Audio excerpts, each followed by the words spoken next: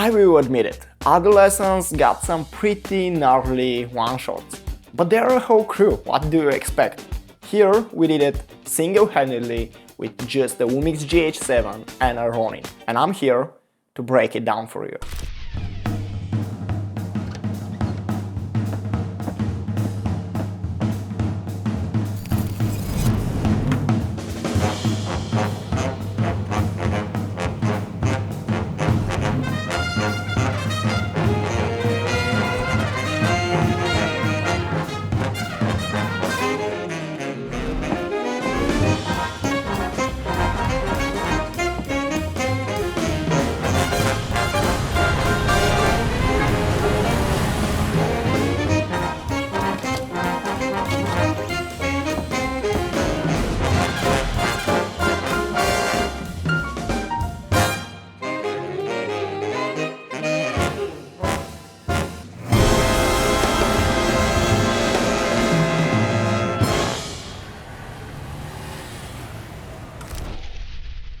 Yeah, I know the window transition is nothing like the second episode of Adolescence, but one day we'll get there. So let's break it down.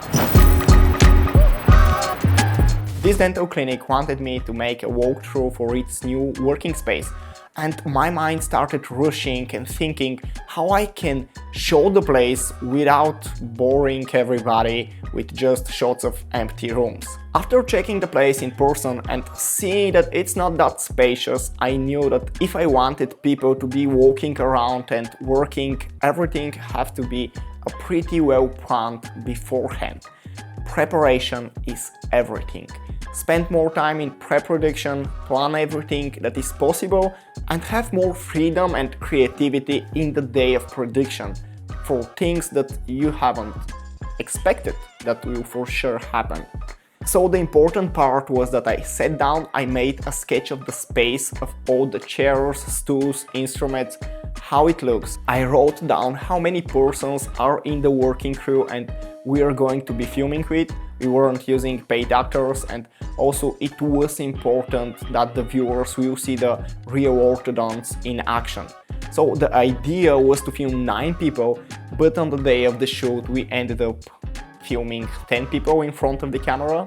We were able to make the needed adjustments on the move as we already got a clear vision of how everything had to move around. I sketched the movements of the camera and the actors in such a way that there wasn't an empty frame. The most important part here was that every time the camera moves from one place to another, there had to be a person in front of it that is leading it. That is what we call a motivated movement. The gear I used was a stabilizer Ronin S2, the camera was a Lumix GH7, and of course it was with a wide lens, the lower 7.5 at aperture 2. On the lens I was using a polarizing filter, having so much windows, mirrors, the reflections were inevitable, but it helped. In terms of light, I used just one light, a non-light FS300 that was aimed and reflected from the ceiling in the part of the room where the natural light couldn't get to, and in one of the rooms we used 2 of the soft boxes that they use in the clinic. But in the other 2 rooms the natural light was filling most of the scene. Of course, I had to keep point the colors and the exposure in post-production. It would be great to film something similar but with a crew one day and have a better light for every step of the scene and every frame, but that is how we did it here. The production day, at first, as most of the days on set, was a bit chaotic, at least till everything got cleaned up and people knew what exactly we are doing. Given that it was just me and the people working there that we used as actors, usually it's hard to navigate a lot of people and also be thinking about the settings and the camera movements all alone.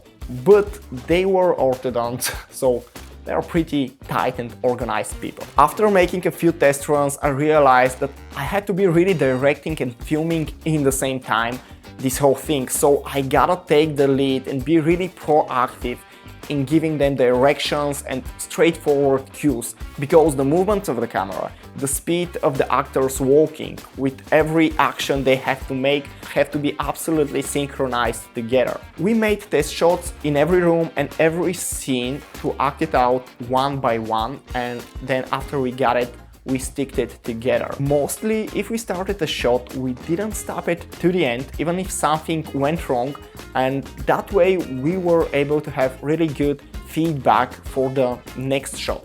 I think in 8 to 10 shots we got what we needed.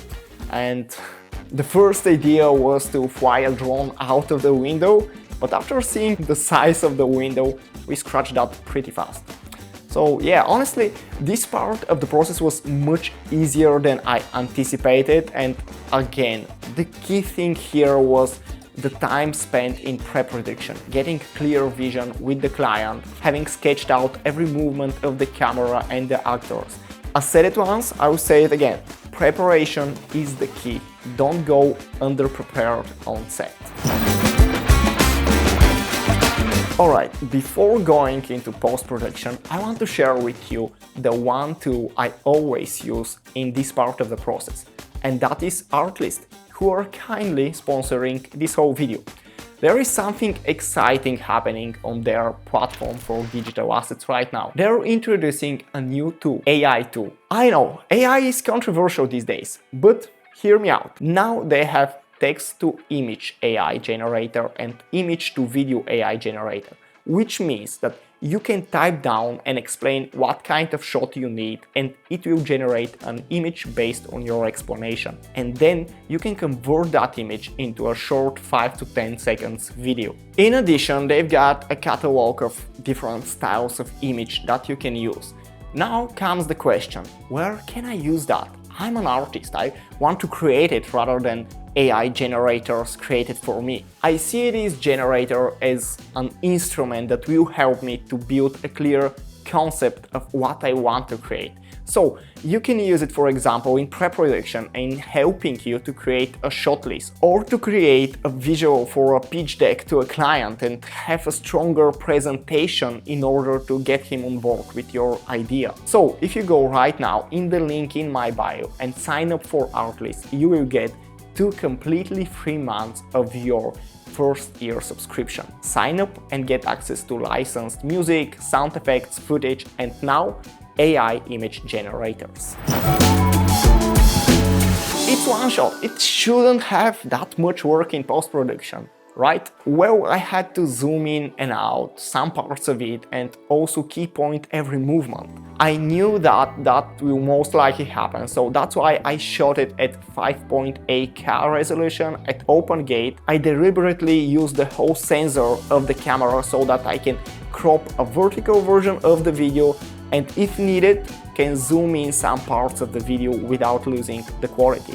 Other thing I had to key point was the exposure and colors, as I didn't have controlled light for most of it. And finally, the thing that makes every edit better and much more captivated was the sound design and adding sounds in different scenes and actions. So hear it without sound design.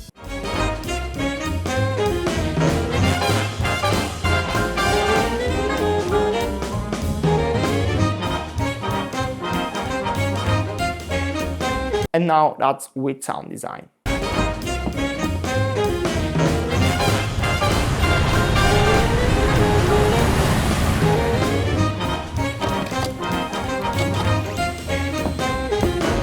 Much more captivating and immersing video. I think that is my first similar one-shot video.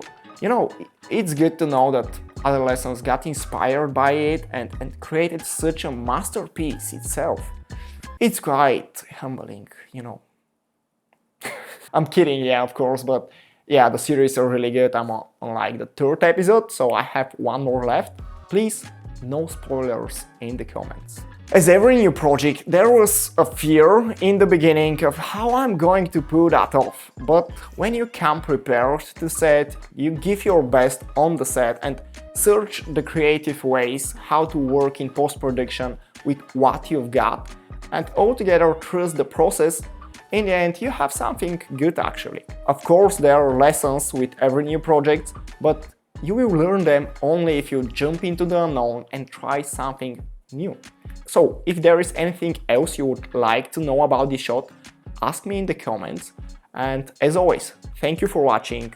Like, subscribe if you haven't yet, and I will see you in the next video.